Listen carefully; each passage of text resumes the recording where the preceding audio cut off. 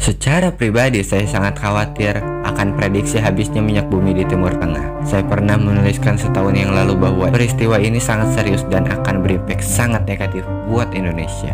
Bener loh, dan menurut saya Indonesia belum mempersiapkan apapun untuk mengantisipasi hal ini. Jangan bilang kalau saya ini lebay. Tapi bagaimana jika benar kalau kita sudah masuk jebakan, alias kita benar-benar di-trap? Negara yang dipimpin oleh seorang yang disebut presiden, tetapi tak sadar kalau rakyatnya dipimpin oleh media asing, teknologi asing, dan budaya asing. Dan beberapa tahun sebelum minyak bumi dunia habis, dunia sudah bisa berubah kutubnya, bergeser centrum of gravitatis dalam bahasa kerennya. Maka jika hal ini terjadi, jangan pernah berkata saya tak pernah memperingati Anda. Kita semua tahu menjadi penguasa fossil oil itu sangatlah menguntungkan. Jika Anda penguasa fossil oil, berarti seluruh dunia bergantung pada Anda. Kita lihat sejenak dunia ini. Atau jika sahabat gak bisa lihat dunia, lihatlah ke dapur saja. Lihat gas, isinya apa? Fossil oil. Lihat plastik, terbuat dari apa? Minyak bumi. Kendaraan, bahan bakarnya fossil oil.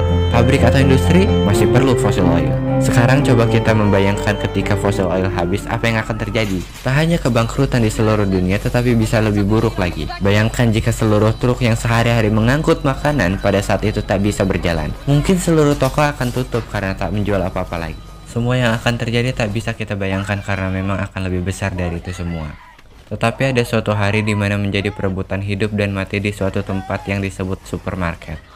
Dan berhari-hari setelahnya, apa yang akan terjadi? Ya kemiskinan lah di mana-mana. Maka alternatif yang paling mudah adalah menanam makanan sendiri dan memakannya. Atau mungkin membiasakan diri untuk menjadi kanibal. Bisa dibilang ini adalah akhir dari segalanya. Atau mungkin lebih cepat dari itu. Karena tak ada makanan artinya tak ada kehidupan. Well, bagaimana perasaanmu setelah mendengar omong kosong barusan? Karena sejauh ini sudah banyak ditemukan beragam sumber daya alam terbarukan yang mana bisa mengganti minyak bumi. Tetapi sesungguhnya seluruh dunia masih tetap bergantung pada minyak bumi karena pengelolaannya yang lebih mudah. Walau lingkungan rusak, tetapi ada hal yang lebih buruk dari itu semua. Yaitu, bagaimana cara menguasai dunia.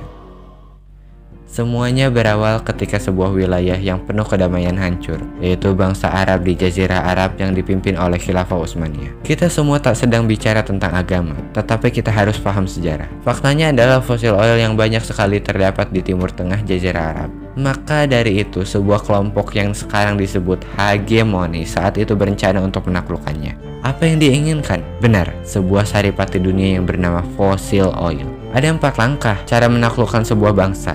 Yaitu yang pertama infiltrasi, lalu adu domba, lalu cuci otak, dan terakhir barulah invasi. Walau mereka seragam, bangsa sama, etnik sama, agama sama, bahasa sama, tetapi tak jadi halangan bagi politik divide et impera hingga pada akhirnya mereka belah menjadi lebih dari 10 negara. Itu strategi perang kuno yang sudah dipakai oleh kerajaan Macedonia, Yunani, bangsa Viking, dan lain sebagainya. Sudah banyak yang menggunakan strategi politik divide et impera dan terbukti efektif sampai sekarang. Bahkan kini fakta sejarah 30 tahun terakhir 70% perang ada di daerah penghasil fosil oil. Apakah semua itu sengaja dibuat atau jadi sendiri? Benar, semua itu dibuat oleh hegemoni. Siapakah hegemoni itu? Kita tahulah hegemoni itu, penguasa dunia saat ini. Dan mereka berhasil. Coba cek pendominasi fosil oil sekarang. Fisiknya mungkin ada di Timur Tengah, tapi pendominasinya adalah dia dalam tanda petik. Dibuatlah perang di suatu wilayah karena minyaknya akan disedot. Terlepas dari prediksi itu semua salah maupun benar, tetapi data statistik perminyakan dunia memprediksi kembali bahwa fosil oil akan habis dan tidak layak tambang. Hal itu dapat terjadi hanya dalam waktu dekat, yaitu 30 tahun ke depan.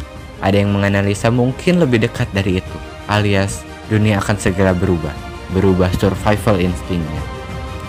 Cepat ataupun lambat, lirikan corner of their eyes akan melirik pada sumber daya alam terbarukan.